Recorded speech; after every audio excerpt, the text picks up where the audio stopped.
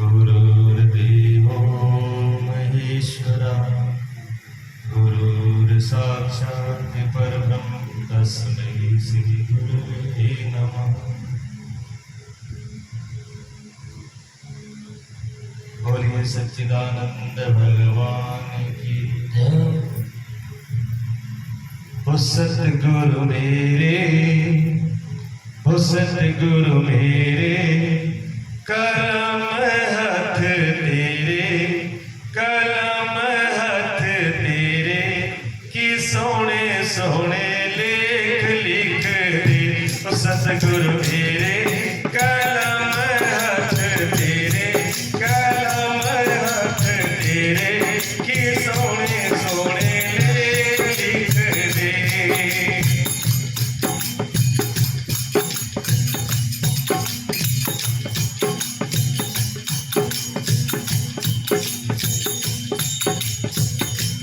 हथा से लिख दे सेवा गुरां दी, सेवा संतां दी।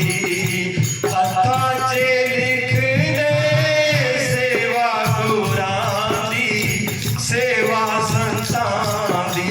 ओ सेवा करदी कदे भी ना अक्कां, कदे भी ना अक्कां, कि सोने सोने सतगुरु मेरे, कलम हाथ तेरे, कलम हाथ तेरे, कि सोने सोने लेख लिख दे।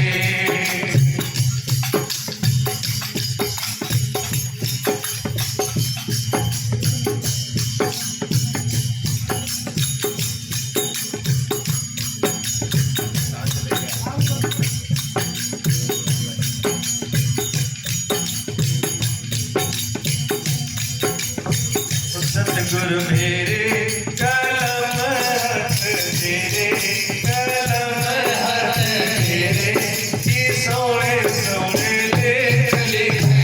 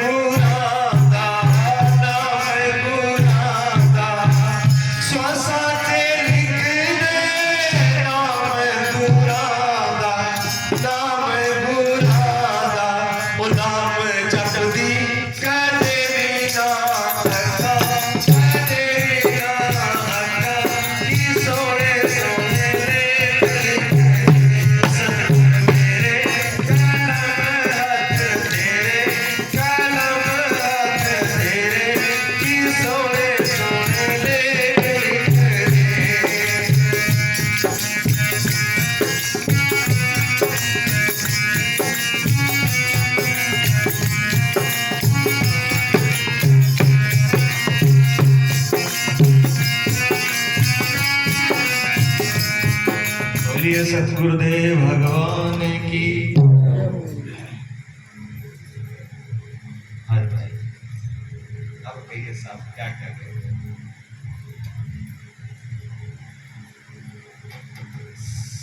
सत्संग में भी 40 शब्द है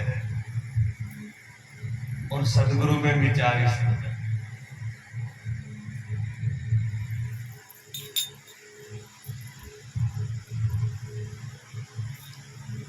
महिमा हम सदगुरु की गाते हैं,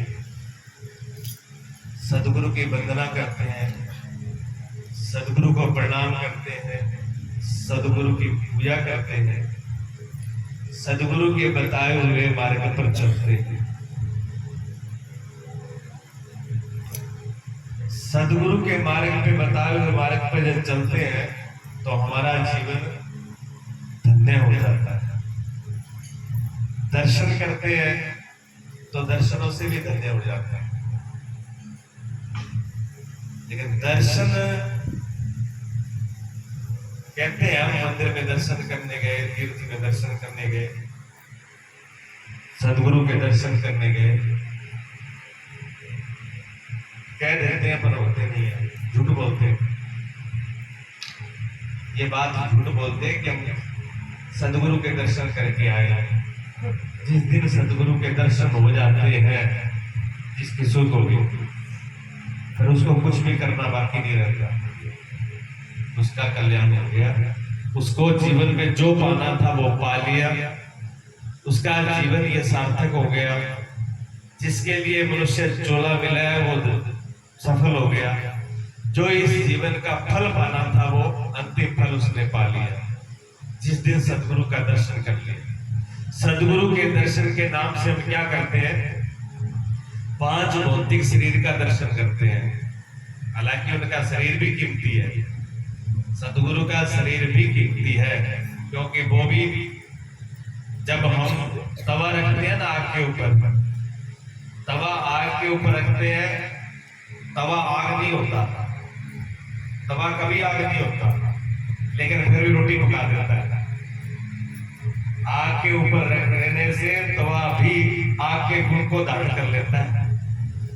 जब आग के गुण को धारण कर लेता है तो उस अग्नि पे रखे हुए बर्तन में जो चीज डालोगे आप रखोगे वो भी गर्म हो जाएगी। अग्नि के गुण उसमें भी आ जाएंगे, जबकि वो अग्नि नहीं है। अग्नि अलग है, बर्तन अलग है, तवा अलग है, सत्य है, लेकिन उसके गुण को धारण कर लेते हैं।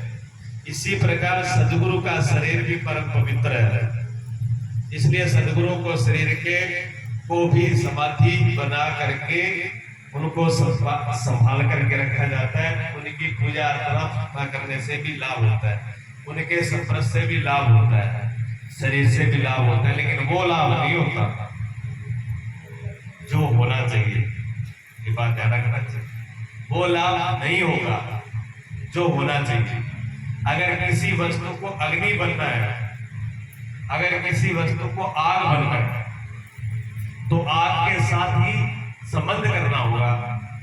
अगर आग से संबंध न हो तो वो आग बनेगी नहीं, और जब तक आग बने नहीं तब तक बात बनेगी नहीं।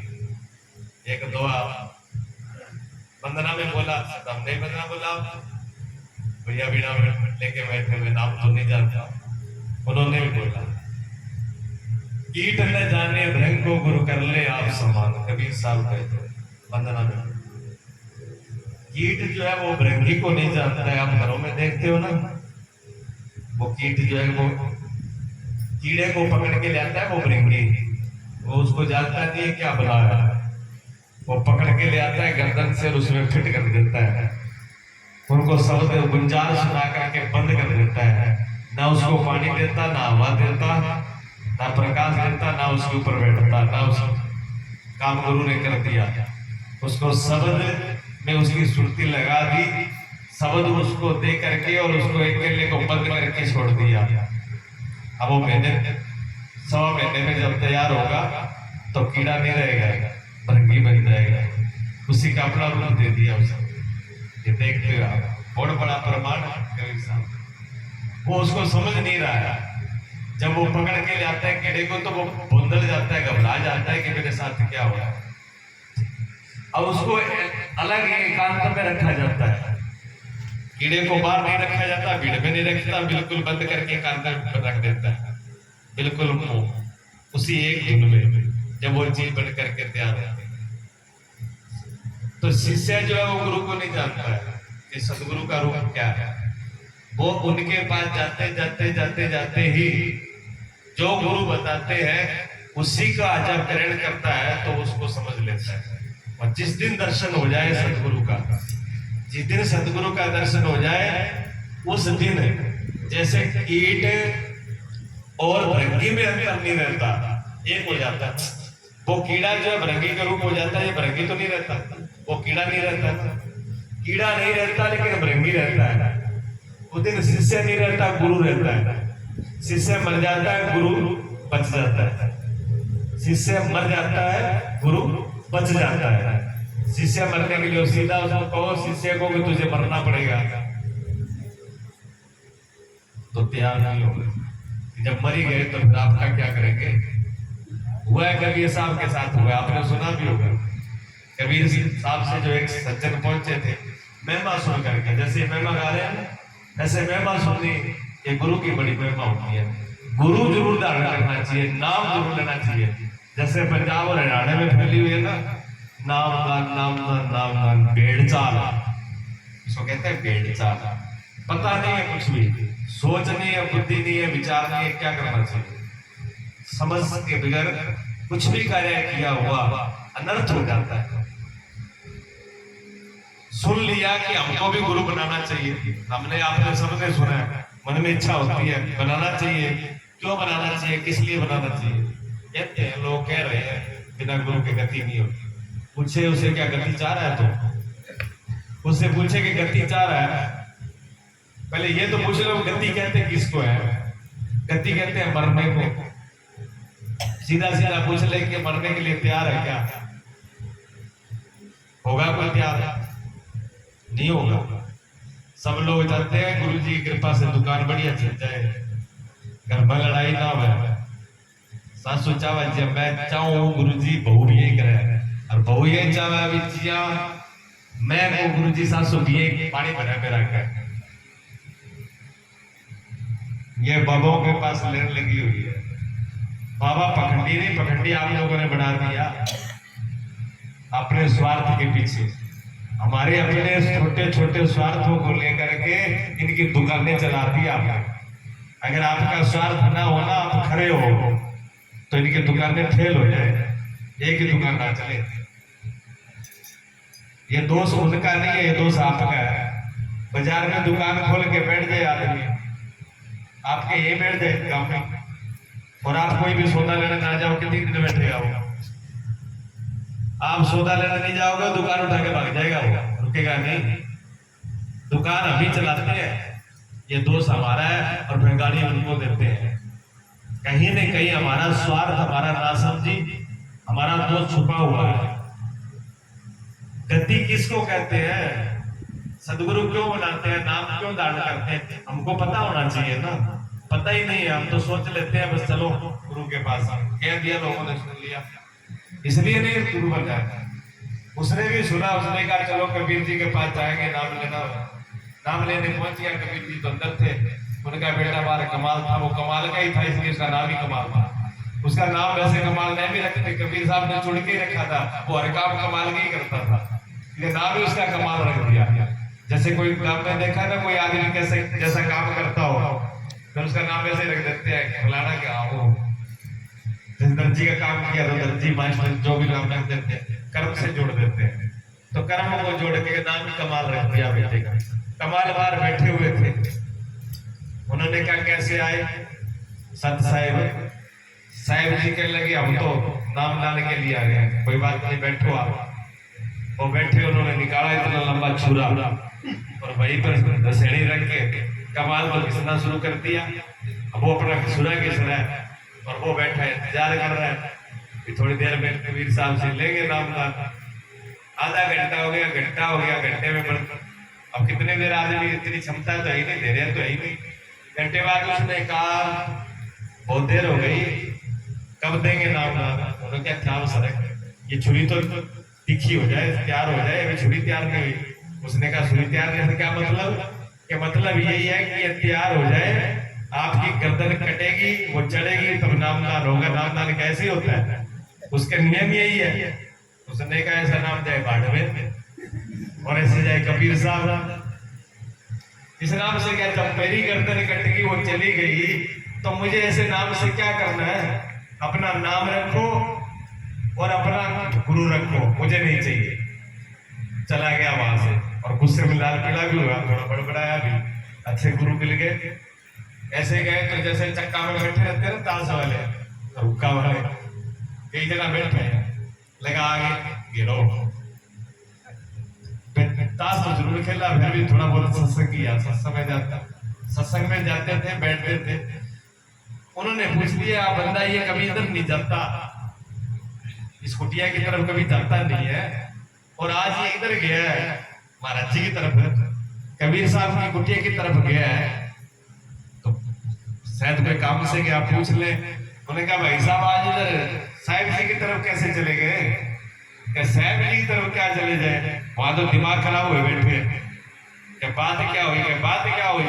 मेरे को कहा कि नामदान के लिए कहा, तो नामदान तो बड़ी चीज है, मैं भी लेके चला गया, नाम तो लेके ही आए।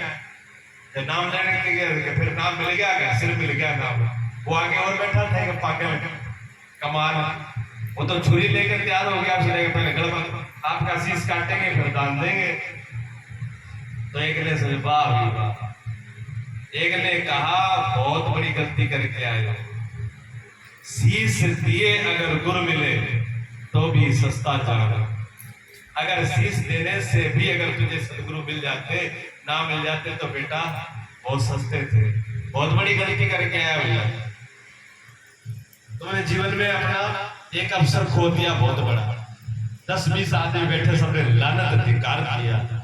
उसको भी लगा कि 20 आदमी जब बोल रहे हैं तो गलत तो नहीं बोल रहे थे, 20 आदमी तो अच्छा सही बोल रहे हैं, मैंने बहुत बड़ी गलती की है।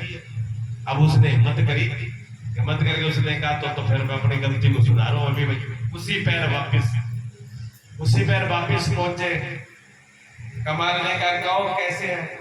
कह जी मैं तैयार हूं, मेरी गलती हो गई, मैं शीश देने के लिए तैयार हूं।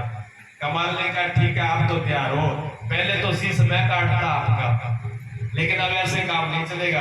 अब अपना शीश खुद काट के हथेली पर रख के चढ़ाओ। छाती फिर काम की। उन्होंने कहा ये बीमारी और बड़ी है, उन्हें इतनी हिम्मत तो नहीं है कि अपना शीश काट के छाती सिर हाथ में रख के और फिर चढ़ाता। भैया ये आगे जोड़े हाथ है, हमें तो हम बिना नाम और बिना परमात्मा बिना गुरु के साथ लेंगे, ऐसे ही ठीक है। वहां से फिर वापिस आ गया। वो फिर तैयार बैठे थे उपदेशक। उन्होंने कहा भैया मिल गया नाम? क्या नाम मिल गया? वो तो एक आगे सर तोड़ बढ़ा देते हैं, मैं तैयार हो गया कि शीश काट लो, वो कहते हैं खुद ही काट के चढ़ाओ। उन्हें कहा तेरे छूटे हुए, तेरे जैसा निकम्मा आदमी नहीं होगा। अरे अब क्या हुआ? ये भी तो क्या कम है, तो इतनी हिम्मत तो करता। अब फिर उसको समझाया बुझाया, लालच दी, उसने फिर हौसला किया, फिर भी परमात्मा ने तुझे इंसान बनाया, इतना तो हिम्मत, इतना जुड़ाव रख। उस पर सब कुछ खरीदने के लिए एक ज्वारी होता है ना, ज्वारी, वो एक दाव पैसे के लिए अपना सब कुछ दाव पे लगा देता है, अपना घर परिवार छोटा, अपने बच्चों तक को। छोटे बड़े बड़े बड़े पांडवों जैसे विद्वानों ने अपनी पत्नी को दाव पे लगा दिया। साब लगाइए आप, ज्वारी कैसा है? एक ज्वारी इतना बड़ा काम कर देता है, और तू एक सदगुरु को परमात्मा को पाने के लिए चला और तेरी इतनी हिम्मत नहीं है, तेरे जैसों का रास्ता थोड़ी है, तू मूर्ख है कर दिया। अब उसने हिम्मत करी, तीसरी बार फिर पहुंचा। तीसरी बार पहुंचा तो कबीर साहब निकल के बाहर आ गए झोपड़ी से। उन्होंने कहा बेटा अब वो समय निकल गया, अब तू जा, अब तू कुछ भी करे अब वो मिलने वाला नहीं है, वो समय ही चला गया। कबीर साहब ने उसको वापिस भेज दिया, नाम उसको मिला नहीं। और आज नाम इतना सस्ता है, लेन लगा करके ले लो, ले लो, कहीं से भी ले लो, कोई कीमत नहीं। एक नाम की कीमत वालों ने ऐसे कर दिया। दूसरा ये भाई माताएं बहने और ये छोरियां, ये लड्डू गोपाल ले लेकर के भगवान का सत्यानाश ही कर दिया। गरीब बोल रहा हूं मैं, लेकिन सत्य बोल रहा हूं, मेरी बात ध्यान रखना। आने वाले 2-4 सालों के बाद में गलियों में ढूंढते मिलेंगे आप, क्या होगा इनका? थारी श्रद्धा ठीक है बाबा, वह खिंडजे की ठाक बोलना क्या कहीं की ठाक। क्या परमात्मा को आपने खिलौना समझ रखा है बच्चों का? थारो खेल लियो, खेल लियो, रख लियो, क्या मर्जी। कोई कहते हैं बुदड़ा में साके लेके सो भगवान है, साके जीवों में मैं ये करता हूँ, मैं करता हूँ। पैलेसों में, ब्याह में, शादियों में, खेतों में लेके ऐसे घूम रहे हैं। क्या है? भगवान है कि खिलौने हैं? आपने खिलौने बना रखे हैं, भगवान नहीं। अगर भगवान है, भगवान समझते हो, पूजनीय हो। मीरा ने भी पूजा, लेकिन सजा के रखा था, यहाँ लेके नहीं घूम रही थी, ठीक है। गोपियों ने भी पूजा, उनके ऐसे जवाब। कर्माबाई ने पूजा, लेकिन ऐसे नहीं, खिलौनों की तरह नहीं। अरे भाव में रख करके पूरा उसी सिंहासन पर विराजमान, उतरी शुद्धता, उतरी पवित्रता से आप लोगों ने बिगाड़ दिया। ये ऐसे खिलौने नहीं है। मंदिर के अंदर पवित्रता से रखे जाए, पवित्रता से पूजा पाठ भाव से हो। पूरा नहीं कर रहा हूँ, उसका विरोध नहीं कर रहा हूँ, भगवान का विरोध नहीं कर रहा हूँ, आपकी पूजा का विरोध नहीं कर रहा हूँ, पर जो ढंगा आपने कर रखे हैं, जो ढोंग रच रखे हैं, उसका विरोध कर रहा हूँ। निरा पाखंड और ढोंग है, ये भक्ति नहीं है, ये सिर्फ दिखावा है। और 2 दिनों बाद में ये आप पे, मैं आज ये कह रहा हूँ, मेरी बात लिख के रख देना। आज आपने देखा खाटू श्याम के पास, पीपल के पास, हरिद्वार में, वृंदावन में हजारों लड्डू गोपाल पैरों में उड़ रहे हैं। 4 दिन बाद में यहाँ पर जाकर अब्बर भी करे भी सारे ही दांत जय भी उड़ के दिया, सारा फंस गया टकट खा। क्यों लेके आए उसको? हमारे माँ बाप हमसे समझते नहीं है। माँ बाप को रोटी देने में परेशानी हो रही है, माँ बाप की सेवा करने में परेशानी हो रही है। अपने बच्चे किराए पर रख रहे हो, सोचते बच्चा हमारा कोई दूसरा पालते, और खेल खिलौनों में अपना जीवन व्यतीत कर रहे हैं। ये भक्ति है? भक्ति नहीं है, ये तो घोंसले है। इससे काम चलने वाला नहीं है। मैं बहुत खड़ा हूँ इस बात में। मेरे से छोरियां वृंदावन जाता हूँ, फजावत आश्रम में छोरियां कहते गुरुजी मैंने लड्डू गोपाल गाते हुए। क्यों? तुम्हारा पढ़ने का टाइम है कि खेलने का टाइम है? जितनी तुम्हारी भक्ति है मुझे दिख रही है। अभी पढ़ाई का टाइम है, तुम खेल रहे हो बच्चों की तरह।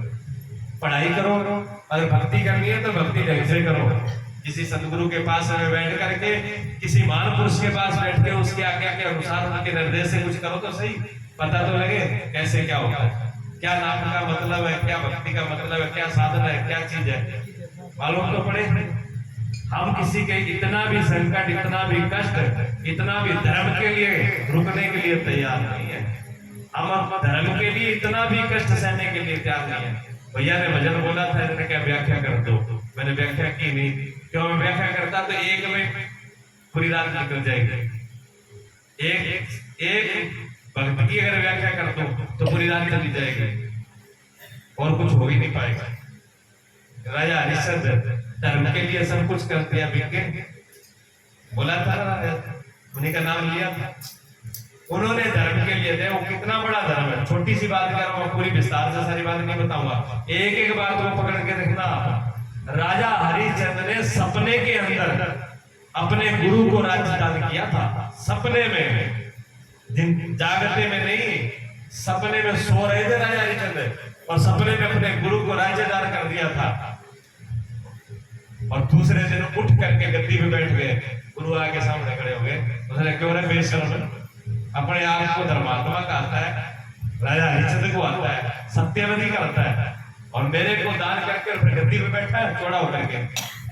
राजा हरिश्चंद्र उतर के नीचे खड़े हो गए, उसने गुरुजी गलती होगी, भूल हो गई मेरी, मुझे क्षमा करो, क्षमा ये होगी, मेरी दक्षिणा दे और राज्य से बाहर हो, तभी क्षमा होगा।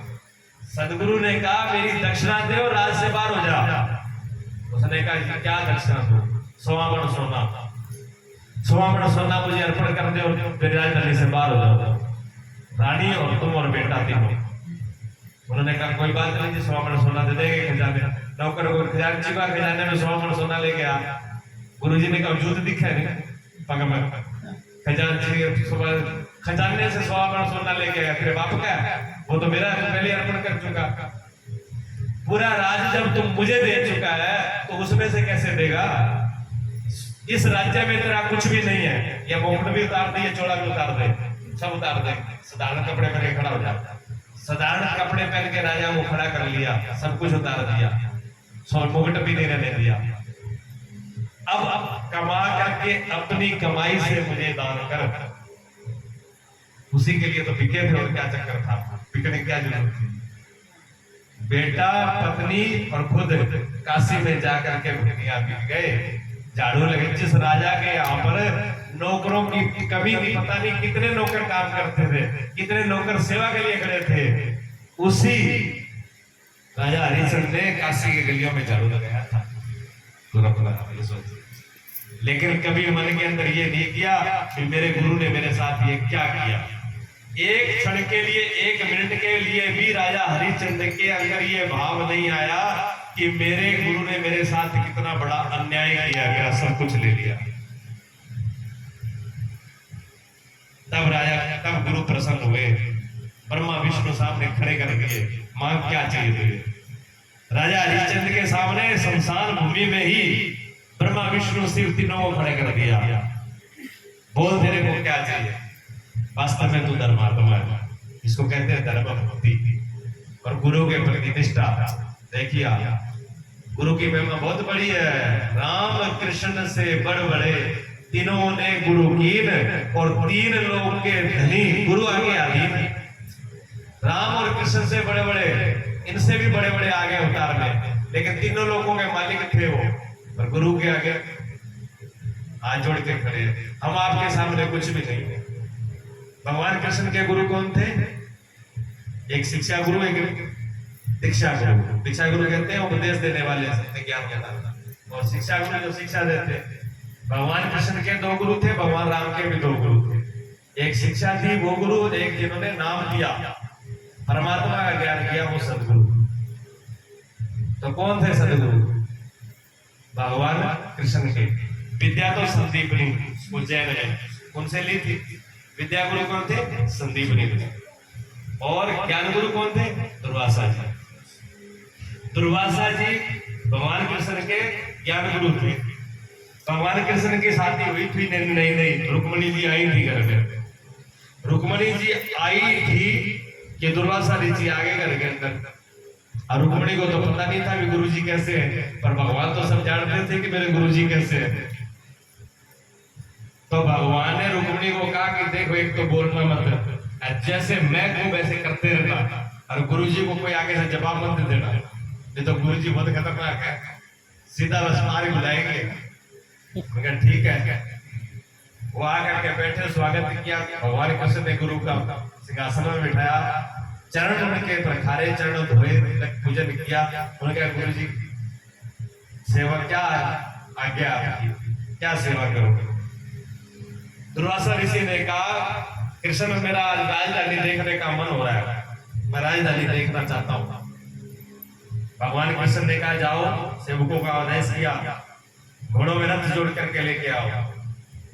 दुर्वासा ने कहा रुक, रथ में घोड़े नहीं जुड़ के आएंगे, तू जुड़ेगा और तेरी पत्नी जुड़ेगी, और मैं उसमें बैठ करके राजधानी के दर्शन करूंगा। रुक्मणी ने मुंह का देखा, गुरु है तो बता है कोई, आफत आएगी घर में, वो कितने गुरु है। भगवान कृष्ण ने कहा चुपचाप शांति रहे, आंख भी बदलनी चाहिए, अगर आंख में फर्क आएगा नहीं तो गुरु जी चाहिए, झेल नहीं पाओगे। अब चुपचाप चाल पड़ो। भगवान कृष्ण और रुक्मणी चल पड़े, रथ ले आए, अपने कंधों पर रख दिया। छोटी गाड़ी लेकर न ले आओ ना, ये रथ एक पास रुक्मणी लगी, एक पास भगवान कृष्ण लगे, और रथ लेके आगे भागवत जी के अंदर लेख है, मनग्रंथी कहानी नहीं है, शास्त्र में लेख है इस बात का। आगे सामने खड़ा कर दिया, दुर्वासा ऋषि बैठ गए गद्दी के ऊपर, चलो आदेश दो, आओ राजधानी। राजधानी में चक्कर काट के आए, लेकिन भगवान कृष्ण के मन में इतना भी फर्क नहीं आया। गुरु जी ने इतना घोड़े है, इतने सेवादार है, इतना कुछ है, मेरे को रथ में जोड़ दिया, मैं तीनों लोगों का मालिक हूँ, स्वयं भगवान हूँ, और मेरे को गुरु जी ने से बुला रखा है। गांव को सरपंच बन जाए, घर भी ने कहते गुरु जी भी मठर चक्कर कर सेवा में लाग रहा हूँ मैं मठर चक्कू गुरु जी 4-5 दिहाड़ियां भेज दूंगा पर मठर मेरे को चक्की जाए। जवाब ये होगा ये सेवा नहीं है। भगवान कृष्ण की देखिए आप सेवा सब कुछ से सम्राट थे, तीनों लोगों को मालिक थे, लेकिन जो गुरु जी कह रहे हैं सिर मार दिया। और गुरु जी ने कहा तो घुमा करके जाए, कोई मन में उनके फर्क ना। उन्होंने कहा मेरा जीवन धन्य है, मैं गुरु जी की सेवा कर रहा हूँ, ये मेरा जीवन धन्य है। घुमा करके वापिस आ गए राज दरबार में। भगवान ने कहा गुरु जी क्या आदेश है, आपके लिए भोजन में क्या बनाएंगे, खीर बनाओ। खीर का आदेश दे दिया। रुक्मणी तुरंत खीर बनाएगा। खीर नौकर चाकर नहीं बनाएंगे, रुक्मणी खुद बनाएगी। रुक्मणी जी ने खीर बनाई। महापुरुषों की बड़ों की अगर मौका मिल जाए तो किसी से सेवा मत कराओ, सेवा खुद करो। अगर सेवा का मौका मिल जाए अतांचे लिख दे सेवा बुरा नहीं। अगर सेवा का मौका मिले तो खुद अपने हाथ पैर चला लेना, ताकि कुछ ना कुछ ये जीवन का उद्धार हो जाए, कुछ कट जाए। भगवान ने कहा धन बाकी है जो हमें दिए आप मौका। भगवान ने खुद रुक्मणी जी ने खुद कोई नौकर जाकर नहीं, खुद ही दोनों सेवा में लगे हुए। खीर बन के तैयार हो गई और कह रहे खीर लेकर के उन्होंने कहा गुरु जी खीर बन के तैयार हो गई, थाली में लेकर के आप भोग लगाएंगे। और दुर्वासा ऋषि ने टेढ़ी आंख से देखा, उसने कहा अच्छा बन गई, जाओ दोनों जने इस खीर को जो है पूरे पूरे शरीर पर लेप कर लो, या गारो लिपो या दो जना सिर पर लिप लो। रुक्मणी के लगे गुरु तो बहुत देखा तो पहली बार भगवान कृष्ण के लगा रुक्मणी चुपचाप जा आपका ध्यान करना है, भगवान अपने ध्यान करना। और जो गुरु जी ने कहा वही करना है। पूरे शरीर पर खीर लगा करके और गुरु जी के सामने खड़ा हुआ है। कोई किंतु परंतु नहीं है, जो बोल दिया बोल दिया। भगवान कृष्ण ने खीर का लेप किया, रुक्मणी जी ने भी लेप किया। दोनों जने खीर लगा करके शरीर वैसे ही दुर्वासा जब खीर लगाने लगे तो भगवान ने पूरे शरीर पे खीर लगा लिया। और जब पैरों की बारी आई भगत हुई तो भगवान के अंदर एक विचार आ गया। भगवान ने कहा कि फिर भी गुरु जी का प्रसाद है, कम कम पैरा के नीचे तो ना लगाओ और तो शरीर में फिर गुरु का प्रसाद है तो पगथली बचा ली। भगवान पूरे शरीर पे लेप कर लिया, पगथली बचाई। दुर्वासा ऋषि के सामने आके खड़े हो गए कि गुरु जी आपकी आज्ञा का पालन शरीर पे मैंने लेप कर लिया। दुर्वासा ऋषि ने आंख उठाकर ऊपर देखा और देखते ही कहा ए दुष्ट, तुमने मेरी आंखों का पालन नहीं किया, मेरी आज्ञा का पालन नहीं किया। तुमने पैरों के नीचे नहीं लगाया, पगथली के अंदर तुमने लेप नहीं किया। जहां तुमने शरीर पर खीर का लेप किया ये पूरा शरीर तेरा वज्र का हो गया, इसमें कोई भी अस्त्र शस्त्र कभी मार नहीं करेगा, क्योंकि आगे महाभारत का युद्ध होने वाला था। भगवान कृष्ण नहीं जानते लेकिन गुरु जानते हैं कि इसको कहां खड़ा होना है। उस युद्ध के अंदर कोई भी चीज तेरे शरीर को छुएगी नहीं, लेकिन ये जो पैगथली तुमने रख ली ये कच्ची और तुम किसी से तेरी मौत होगी। ये बात गुरु जी ने कह दी और उसी से भगवान कृष्ण का शरीर छूटा। जो तीर मारा था पैर में पदम था उसी में मारा था, ठीक है ना।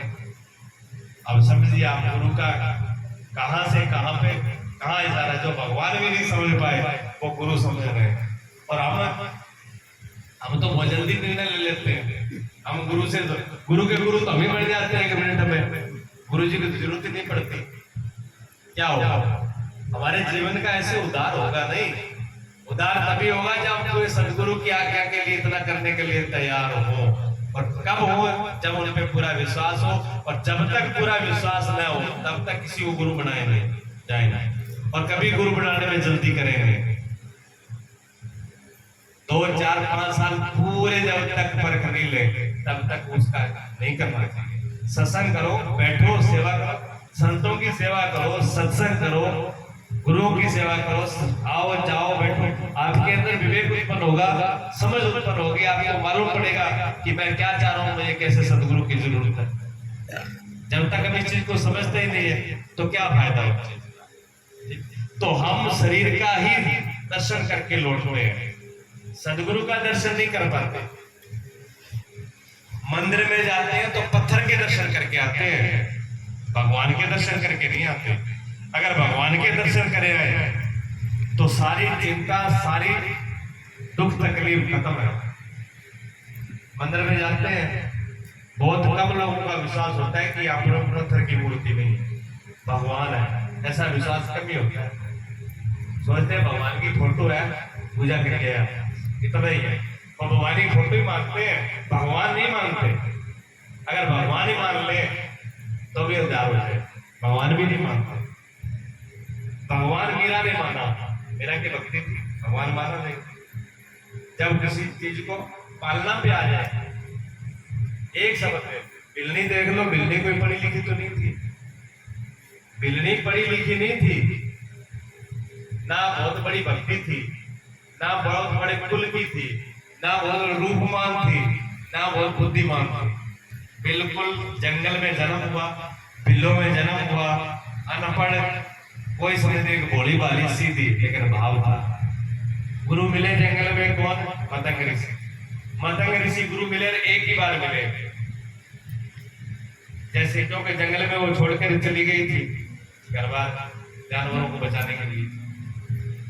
तो जब पहली बार मिले तो उसने कहा, बेटा तो जंगल में ऐसी कैसे? तूने कहा, गुरु जी मैं ऐसे करके आ जाए। कि बेटा तू आ तो गई शरण में, मेरी शरण में आ चुकी है जंगल में, तो शरण से आ, तो मैं तेरे को दूर नहीं करूंगा, लेकिन मेरे जाने का टाइम हो गया, मैं यहाँ से विदा ले रहा हूँ, मैं यहाँ से जा रहा हूँ। पर मैं एक बात कह रहा हूँ, मेरी बात याद रखना। एक तो इस कुटिया से बार बार जाना, कुटिया में रहना, ठीक है। भगवान को तुझे ढूंढने के लिए कहीं नहीं जाना है, भगवान तेरे पास यही आएंगे, यही तुझे दर्शन देंगे। और इसी कुटिया में रहना, और इसी आपका जो मैं बता रही मतलब जो बताया गुरु जी आकर देख करके चले गए। बिल्ली ने ये भी नहीं पूछा कि आपने ये तो कह दिया भी राम जी आएंगे, पर आवागा किसी तरीके में माउस ना आवागा, खुंजो ना आवागा, दूज ना आवागा, दस्यु ना आवागा, ये पूछा नहीं। तरीक बार कुछ नहीं पूछा, गुरु जी ने कह दिया भगवान आएंगे। सबरी जो है उसी में लगे कि भगवान आएंगे, तो भगवान आएंगे तो भगवान के लिए तैयारी तो हो, भगवान आएंगे, भगवान के लिए तैयारी होनी चाहिए। जैसे गीता आज सत्संग करानी थी, सत्संग की आएंगे, भगत आएंगे, सब बैठेंगे, तो बैठने के लिए तैयारी तो चाहिए, गद्दा भी चाहिए, सिपाही भी चाहिए, चाय पानी भी चाहिए, सारी तैयारी करी कि नहीं करी? किसी अतिथि को बुलाना है, किसी मेहमान को बुलाना है, तो उसके लिए तैयारी भी तो होनी चाहिए सम्मान के लिए। और भगवान जिसके घर में आ रहे हैं उसके लिए तैयारी नहीं चाहिए। अब मिलने का जब भगवान मेरे कुटिया में आएंगे, गुरुजी ने बोला है, और गुरुजी ने बोला तो आएंगे जरूर, पर ये तो पूछा ही नहीं था कब आएंगे, तो कभी भी आ सकते हैं। तो बिल्ली ने तैयारी करनी शुरू कर दी। सुबह 4 बजे उठना और झाड़ू लगाना, जो जंगल में फूल मिल जाते वो फूल बिछा देना, और बेल जो फल मिलते वही बेर का प्रमाण शास्त्रों कि वहां बेर ही लगे हुए थे जंगल का। तो बेर ले आते, तो बेर भी क्या ले आती, टेस्ट करके चाक के ले आती थी, कोई खट्टा ना हो, भगवान को कोई कच्चा हो, खट्टा हो, खरा हो, क्या फायदा। जो मीठे मीठे वो रख लेती, जो कड़वा लगता हो फेंक देती, वो जाके टोकरी में इकट्ठी कर लेती। ये इतना ही काम था, देख लो। और इतना इतना करते करते सबरी ने भगवान का डेली काम करना ही है, डेली इंतजार करना है कि भगवान आज मेरे घर में आ रहे हैं, और उतनी तैयारी डेली करनी है। और कितना समय लगा सबरी को, कितना समय लगा जी? मतलब कितना समय लगा? पद्म पुराण में लेख है इसका, पद्म पुराण में लेख है कि 10,000 वर्ष लगे थे। 10,000 वर्ष तक सबरी एक दिन भी अकी नहीं, कदे ना अक्का कदे ना थका। सतगुरु ऐसा लेख लिखते थे, कदे थका नहीं थे तो थक जाओगा, अक जाओगा 1 मिनट में ही। लड्डू गोपाल कुंडी पर मिलेगा थारी भक्ति का, ठीक है ना? इतनी श्रद्धा है थारी। और ये बात मेरी रोड पर लेना तो आपकी आंखों के सामने आएगा।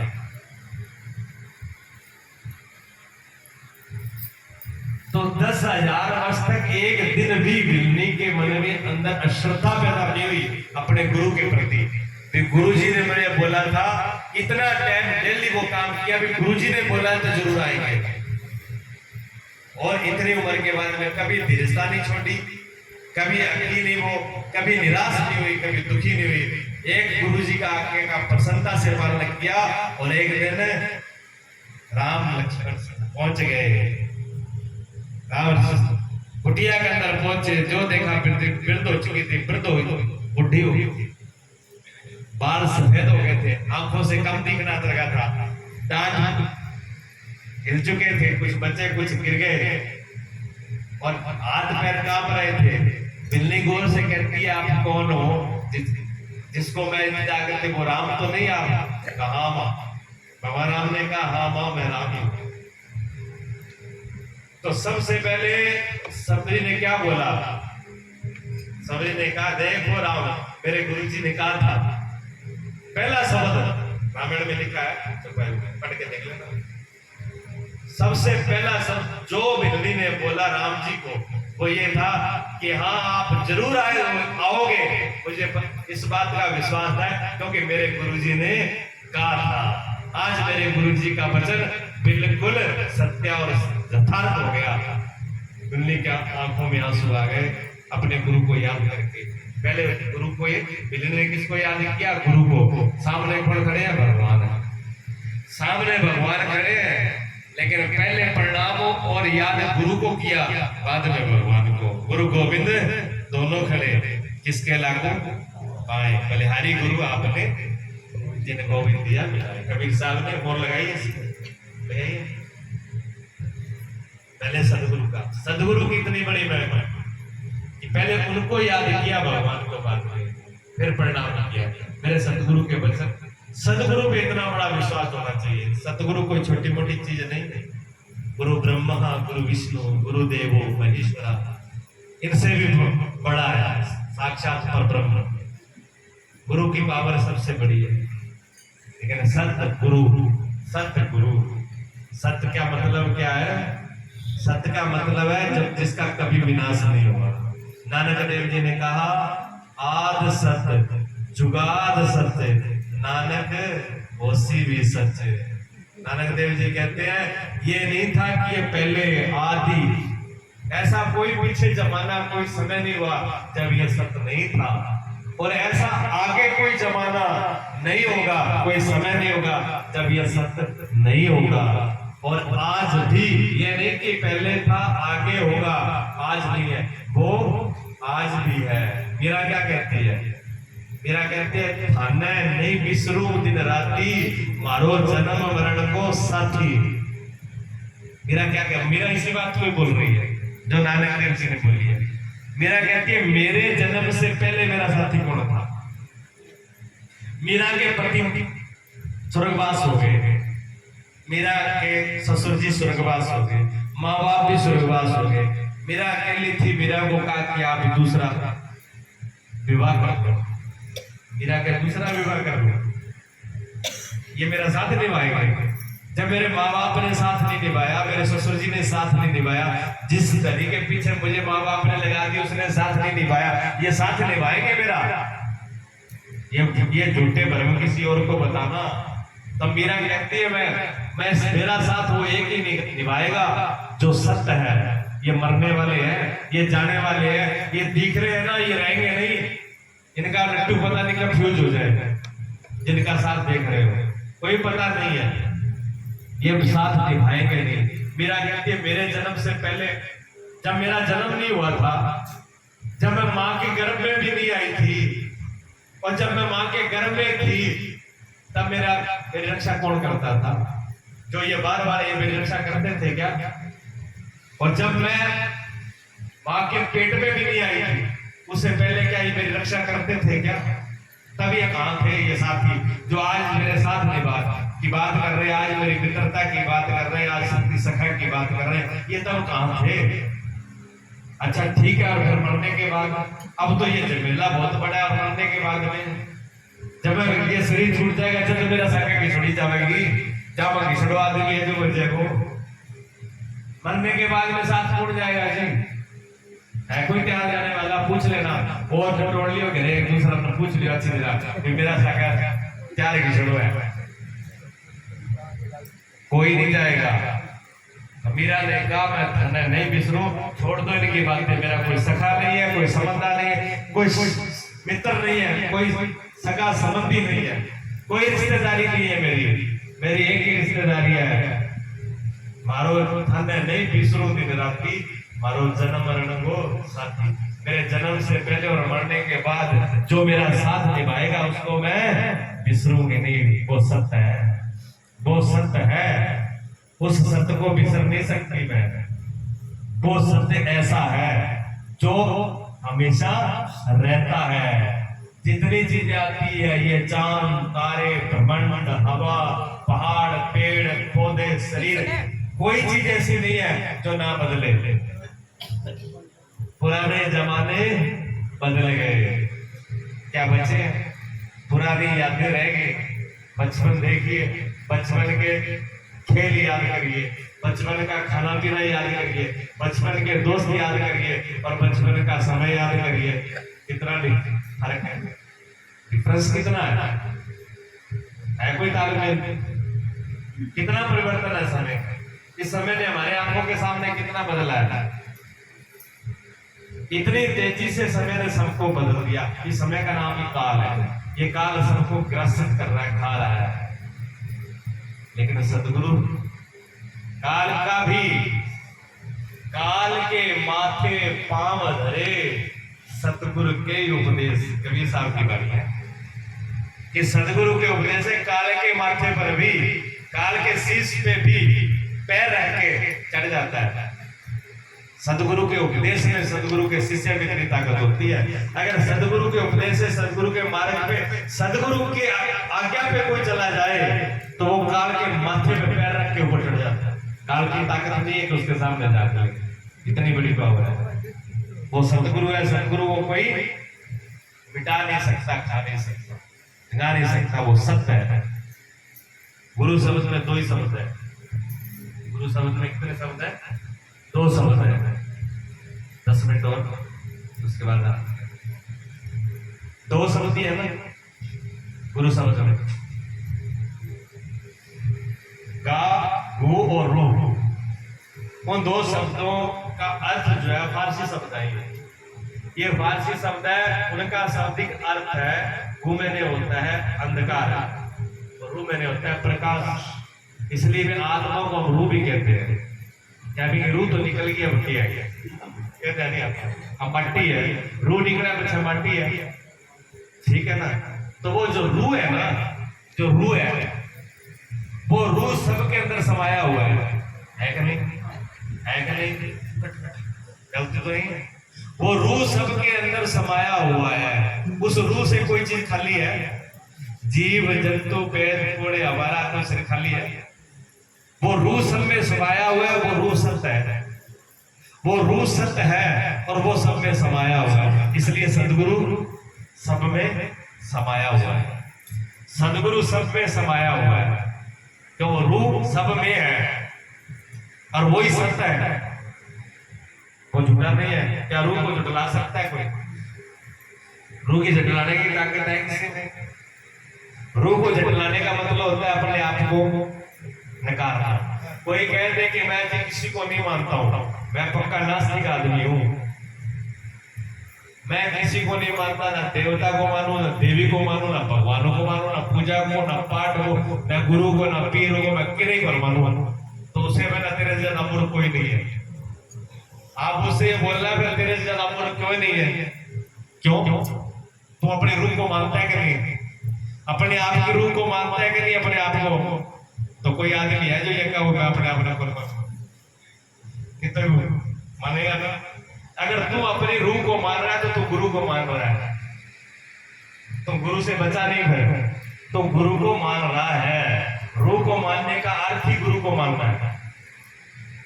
इसलिए कहते हैं सतगुरु घट घट वासी है, सतगुरु सबकी जानते हैं, सतगुरु सबका रास्ता दिखाते हैं। तो ऐसे नहीं कि सदगुरु शरीर से सबके साथ घूमते हैं, नहीं घूमते। शरीर सदगुरु का सबके साथ नहीं घूमता है, और शरीर को लेकर के जो बातें बढ़ाते हैं ना पखंड रचते हैं, वो झूठे हैं, बिल्कुल झूठे हैं वो। हाँ, कोई योगी पुरुष होगा वो शरीर धारण कर सकता है, जा सकता है, आ सकता है, ये सत्य है, लेकिन सबके साथ सदगुरु है। सदगुरु रहते हैं किस रूप में रहते हैं? रूह के रूप में रहते हैं। आपकी रूह के रूप में सदगुरु आपके साथ में है। जब भी आप कोई गलत रास्ते पर पैर रखते हो, वो रूह आपको क्या कहती है कि आप गलत जा रहे हो, कहती है कि नहीं कहती? कोई भी काम करते हो उसका निर्णय वो रूह देती है कि नहीं देती है? और रूह कभी सोती नहीं है, वो हमेशा जागती रहती है। वो सपने में भी जागती है, नींद में भी जागती है, अभी भी जागती है, सबका निर्णय करती है, करती है ना? नींद में भी जागती रहती है। वो मन सो जाता है, बुद्धि सो जाती है, इंद्रियां सो जाती है, शरीर सो जाता है, लेकिन रूह किसी की सोती नहीं है, वो हमेशा जागती रहती है। लोग वो ज्योति की तरह है, बिन बाती बिन तेल जले ज्योति दिन रात, दिन रात बिना बाती बिना तेल के वो ज्योति जलती है, उस रूह करती है। कोई भी काम करते हो उसका निर्णय वो रूह देती है। आपका मन काम कर रहा है कि नहीं कर रहा, आपका मन लग रहा है कि नहीं लग रहा है, इसका निर्णय कौन कर रहा है? रूह तो कर रही है। आपकी बुद्धि पे सही निर्णय हो रहा है कि नहीं हो रहा, समझ में आ रहा है कि नहीं आ रहा, इसका भी निर्णय कौन करता है? रूह तो कर रही है आपकी, कोई दूसरा तो नहीं कर रहा। मैं बोल रहा हूं यहाँ पर, अब मैं तो सबका नहीं जानता हूं कि कितने को समझ में आया, कितने को नहीं आया, ठीक है ना? मैं सारों को जानू भी कि ना समझ मेरी बात आवे कि ना आवे, लेकिन जो जो सुन रहा है उसके अंदर बैठ के रूह उसको सबको बता रही है, मेरा समझ में आया बन गया। आपकी रूह ही आपको बता रही है कि समझ में आ रही है कि नहीं आ रही। समझ में आया तो आप कहोगे हाँ, जो मेरी बात बताई समझ में आई। अगर समझ में ना आई तो पता नहीं कि पक्का आई तो फिर कुछ समझ में पकड़ा ही रह जाएगा। फिर तो मैं बोल लिया एक बात, वो तार पक्के राग कर रखी, पक्का राग कर रखी मैंने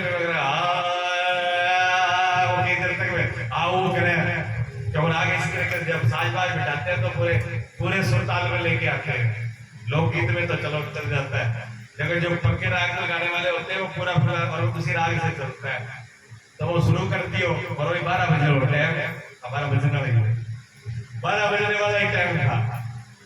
अब वो कहीं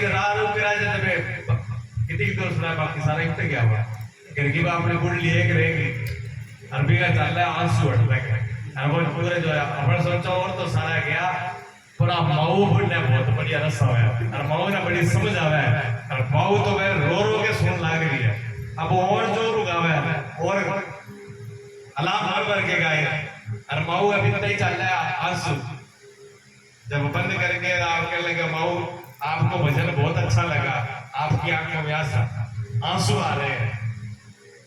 कहने लगे बेटा भजन तो अच्छो लागो ना लागो मन बिरो कोनी पर ये मारो कटड़ियो डावो है और दिल कहते मरे रहे हो, दिल कहता वो मरी गयो और मन लगा तू घोड़े फूट रहा है सुनो है ये डावो कोनी तो मैं तो ई खातर मेरो काल जो काम पाता देख देख के रोई बे तो सुनो छोरो है और दिल कहता पार मुश्किल ही करता है वो।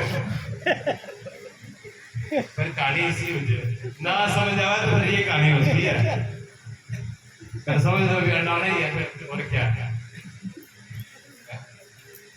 समझ की बात है, समझ में आ जाए तो वो रूह जो है रूह रूप में सबके गुरु सबके अंदर समाया हुआ है। इसलिए गुरु से आप बच नहीं सकते, गुरु से आप बच नहीं सकते, गुरु से आप दूर हो नहीं सकते। गुरु आपके हर एक मन की बुद्धि की क्रिया की गवाही करता है कि आपने क्या किया है। गुरु आपके साथ में खड़ा, आप जो भी करोगे अच्छा बुरा गुरु उसको देख रहा है रूह के रूप में, आपके रूप के रूप में ही बैठ के देख रहा है कि आप क्या कर रहे हो।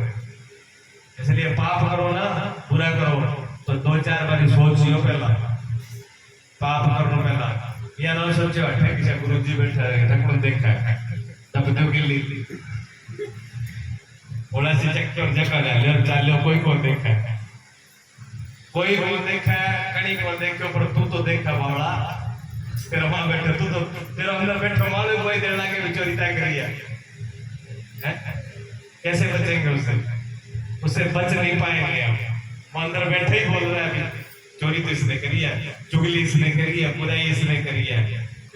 अगर गुरु का पास में बैठे हुए देख लोगे आप, अगर इतनी बात को भी अगर समझ गए कि सदगुरु रूप में मेरे अंदर बैठा हुआ है, हर मेरी चीज का साक्षी है, तो आप कोई बुरा कर्म करोगे, कर लोगे? गुरु जी सामने बैठा हुआ है, बेईमानी कर लोगे, गाली गलौज कर दोगे, कि निकाल काट दोगे? गुरु के सामने हिम्मत हमारी नहीं पड़ती, गुरु से चोरी करके करते हैं। और जब गुरु समझ लिया कि गुरु मेरे रोम रोम में बसा हुआ है, मेरी रूह में बसा हुआ है, मेरे अंदर कण कण में वास कर रहा है, फिर ये गलती कर देगा, फिर गलती होगी नहीं। वो गुरु इस रूप में बसा हुआ है, ठीक है ना? अभी एक ही अर्थ शब्द का अर्थ क्या है? रूह का शब्द जो बचा है ना अंधकार, उसका कभी मेरे मौका मिला फिर बताऊंगा। का मेरे अंधकार होता है, ठीक है ना? रूह और अंधकार का विरोध है ना? लेकिन विरोध नहीं है। इसको बात तो कभी बताएंगे आपको, क्योंकि सीधी सीधी समझ में नहीं आएगा। जब पूरा उदाहरण से पूरी तरीके से समझाया जाएगा तभी आपको समझ में आएगा। तो गुरु सतगुरु जो रूप में है वो सत्य है, और वो घट घट निवासी है, सब जगह है, वही सतगुरु है, और वही इस शरीर के अंदर है। इस शरीर का दर्शन करने से उसका दर्शन नहीं होगा। जिस दिन उस रूप का दर्शन कर लेंगे उस दिन सदगुरु का दर्शन हो जाएगा। जब वो सदगुरु का दर्शन हो जाएगा फिर कोई बाकी नहीं होगा, फिर तो हो गया सब काम। दर्शन उसका ही करता है। ऐसी सदगुरु की कृपा हो, ऐसी प्रभु की कृपा हो कि सदगुरु के उस प्यारे के दर्शन हो जाए। ऐसा प्रार्थना करें, ऐसा भाव करें, ऐसा कर्म करें, ऐसी भक्ति करें, ऐसा ज्ञान करें, ऐसा योग करें, ऐसा धर्म करें कि वो दर्शन हो जाए। बोलिए सच्चिदानंद भगवान की जय। आज आरती करूंगा, जो भी ना तो ओमकार कर दो, सदगुरु कर दो, बंद कर दे बेटा।